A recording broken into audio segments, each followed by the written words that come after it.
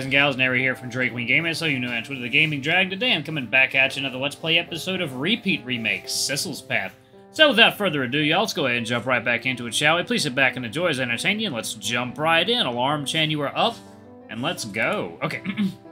Sissel, Adrian, it's good to see you've made it. And on time, no less. This will be a good day. It's good to see you too, Mrs. Corliss. Mind letting go? We kinda need to breathe. Mrs. Corliss instantly dropped us onto the floor with a wide grin. No, apologies. I'm just very excited for your contest participation. I clutched my aching spine and groaned. Excited was an understatement. Mrs. Corliss was wearing one of those comically huge #1 gloves and swinging a Go Sissel sign around like a bludgeoning weapon. Sissel's ears drooped down in embarrassment at the sight of her blinding enthusiasm. I thought teachers weren't supposed to play favorites. I'll have you know that I am a completely unbiased teacher. Favoritism? Don't be ridiculous. I'm just doing my best to be encouraging and supportive. Mrs. Corliss poked Sissel on the nose with her foam glove before looking around suspiciously. Anyway, do you have your contest entry ready? You should carry it to a display table in the ballroom soon. She caught sight of Herschel, and her brilliant grin disappeared into a saddened smile. Her eyes glanced between Herschel and Sissel with a hint of bittersweet surprise. Hey there, Mrs. Corliss. You're looking, great for your age. Mrs. Corliss sighed and pulled Herschel into a slow, silent hug. She had to stand on the tips of her toes to reach him. It's good to see you too, Herschel. I'm proud of you. Herschel awkwardly patted her on the back like a child visiting an elderly relative for the first time. After a moment, she turned back to Sissel, grin immediately returning. Anyway, you and Adrian should head into the ballroom now. Good luck to you, Sissel. I expect great things from you. Thanks. I'll do my best. Aw. Cute. Ooh, that's pretty. Sissel and I could only gape in awe at the huge crowd bustling around the ballroom. Huge decorative projects that undoubtedly contained dozens of other contest entries lined every table. The other contestants were all impeccably dressed with fancy suits, dresses, and snobbish upturned noses. Compared to everyone else, Sissel's box looked underwhelmingly plain and unimpressive. We nervously carted through a sea of judgmental looks. Sissel's ragged clothing stuck out like a sour thumb. Whispers and pointed fingers echoed around us, but I urged Sissel to ignore it. Look at that guy. When did Gerania start accepting random folks off the streets? I doubt any of his projects are even sanitary. You think he even goes to school here? I thought Gerania was supposed to have high standards. Sissel fixed his eyes to his feet as he stumbled past the gossiping crowd. His knuckles were painfully white from how hard he was gripping his cart. I placed a hand on his shoulder with a smile. Come on, man, just relax. Right, relax. You make it sound so easy. He took a small sigh of relief when he finally reached his own display table in a corner of the ballroom. Sissel adjusted his tattered tank top and hair when he thought I wasn't looking. I let out a frustrated breath. The pressure was really getting to him. You doing okay there, Sissel? I'm fine, just a little nervous. I glanced at the clock. But a good 15 minutes before the contest actually starts. I grabbed his hand and dragged him towards the door. What are you doing? Let's go get some air. We both need it. Sissel looked reluctant, but allowed me to drag him out of the ballroom. As we made our way out, I made sure to accidentally stomp on one of the gossiper's toes. His pained yelp was like music to my ears, and I think Sissel agreed. Funny. The cool, quiet air of the courtyard was a welcome relief from the stuffy crowd. Sissel visibly relaxed. The brutal chatter of the other contestants were deafeningly absent here. Despite the relief, Sissel's ears still twitched with nervous energy. Those little shits sure love to run their mouths. I ought to give them a little piece of my mind. Relax, Sissel. Relax? The contest starts in 10 minutes and my whole future is on the line. We can't just hang out here for no reason. Relax. Remember to relax. Oh, this again. You're letting those idiots get to you.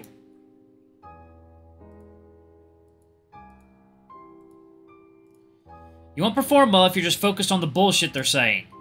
Well, they need to shut their mouths and... I stepped up close to Sissel until our faces were almost touching. My palms held his face so that we stared straight into each other's eyes. Relax. Yes, those contestants are full of hot air. Yes, you've got everything to lose in this contest. Yes, I know that you're nervous, but the moment you get angry, you lose. You let them win. So it's best that you focus on your next test with your utmost concentration. Don't even think of the other contestants, whatever bullshit they said. Just relax and focus. Whether you win or lose, at least you know you tried your best with no one else to be able to bring you down. Sissel stared back at me and closed his eyes. With a deep breath, he nodded. All right, I got it. Focus. I can do that. You ready? Sissel laughed and I leaned forward. Our noses and foreheads touched as he pulled me into a nervous hug. Well, now I am. Come on, Adrian. Let's win this thing. Hell yeah, let's do it, girl. Guy? Sissel and I re-entered the ballroom with a new air of confidence. All the other contestants were already at their tables, rating their contest entries. Another 5 minutes before the contest began, Sissel turned to me with a nervous grin. All right, I think I'm ready. I gave him a friendly punch to the shoulder. Give him hell, Sissel. I'll be cheering you on in the audience. Heh, I'll do my best. Ah! A violet figure suddenly rocketed out of the crowd and tackled Sissel in a brutal hug. Good to see you, sis. Woo, I made it just in time. What? Teach? Yo, I couldn't just release my favorite pupil into his biggest contest without coming to cheer him on. Favorite? I'm your only pupil. Doesn't matter, I'm still super proud of you. Oh, I dragged everyone else along with me too. Ginny grinned and waved enthusiastically over the crowd's heads. Yeah, we're coming. Ah, there better be some contest ass-kicking or I'll be very disappointed. Heh. You all came? Of course, today's your big moment, isn't it? Best of luck, Sissel! Sissel's face split into a wide grin as he pulled everyone into a big group hug. You're all the best. Heh, we know. The other contestants in the room snickered pretentiously at our little ragtag group in the distance. Oh, look, a little homeless bunny brought his friends along. Huh, he probably freeloaded off of them to get this far. Sissel's brow knitted into a frown as he scoffed at their gossip. I placed a warm hand on his shoulder. Dude, focus. Yeah, I know. Ginny, on the other hand, had an entirely different method to deal with them. Hey, go fuck yourself! Her voice boomed throughout the ballroom and silenced every person who dared to speak.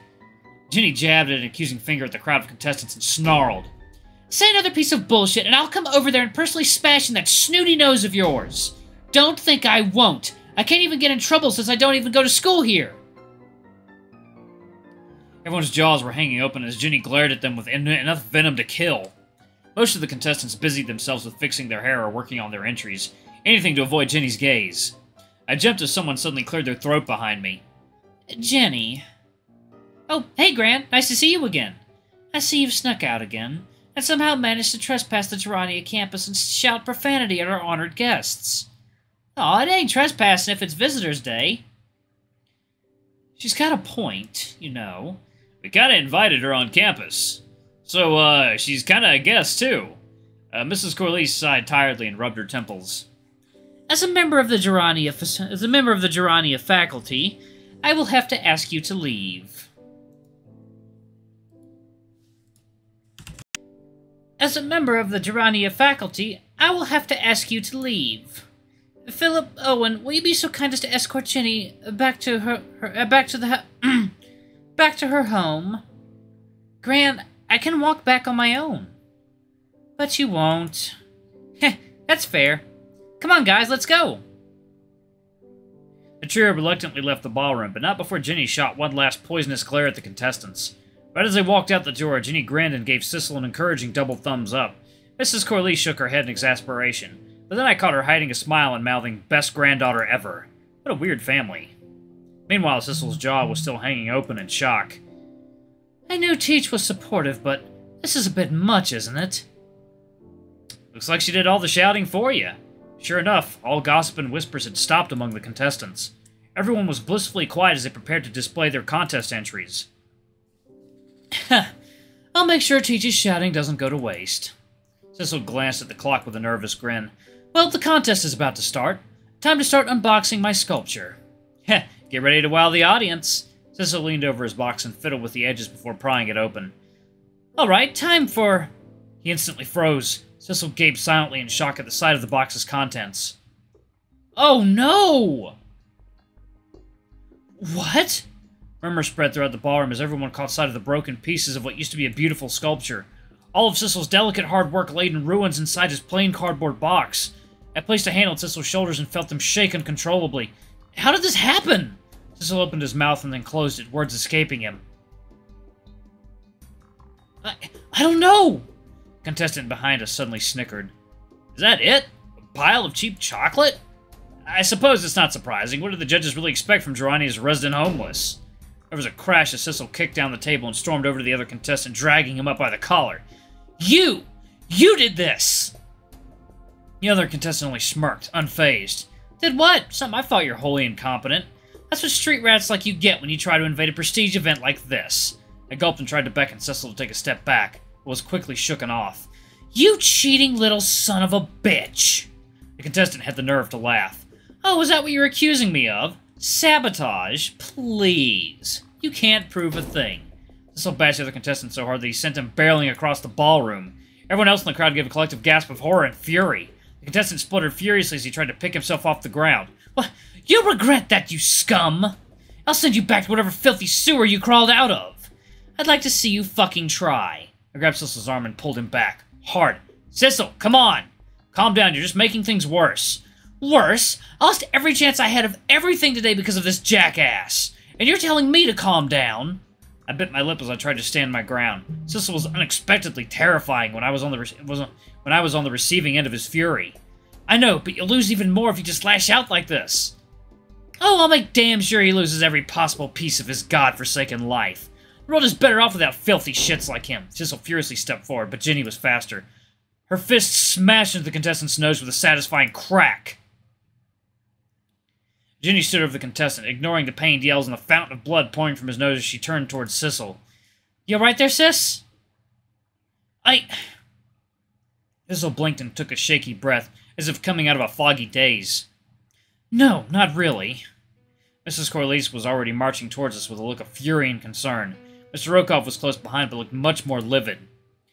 Miss Sissel, Ginny, you two shouldn't have... Do you two have any idea how much trouble you're in right now?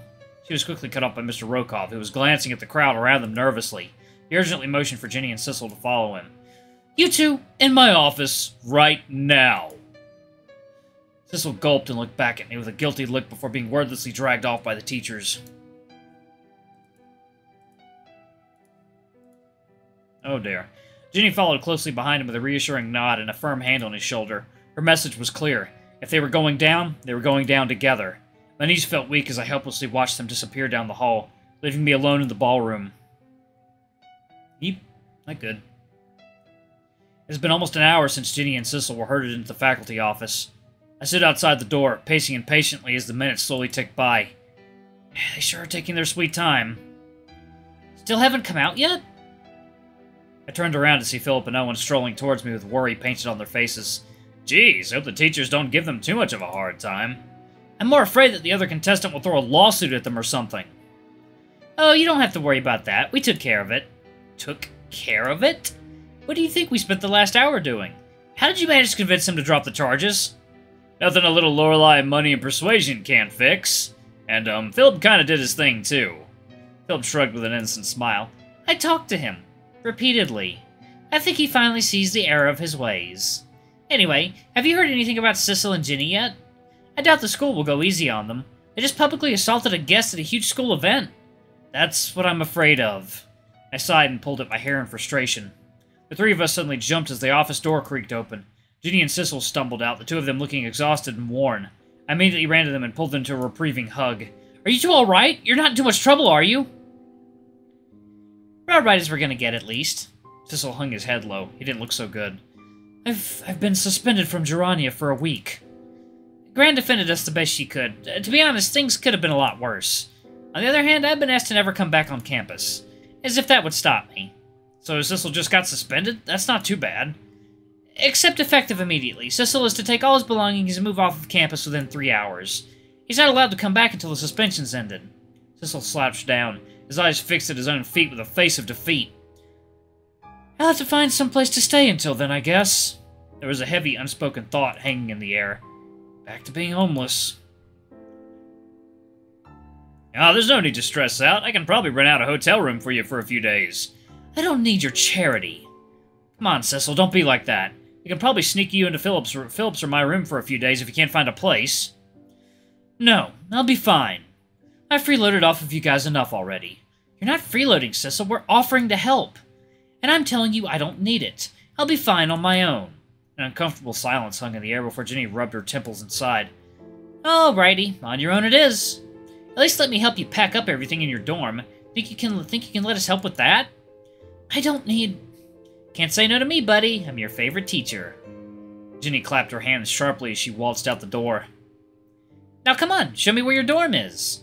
And Adrian, you can come along too. You're still my campus tour guide, aren't you? Weren't you asked to leave the campus? Ginny's laugh echoed down the hallway. They'll have to catch me first. Sissel sighed and reluctantly followed her outside. The rest of us stared at their retreating backs with shared concern. You think he is going to be alright? Sissel doesn't look too good. Yeah, he's kind of difficult, isn't he? I stayed silent for several moments, my chest still heavy with worry. My hands automatically slid towards my phone as I scrolled through my contacts list. I better make a call. I better call Saul.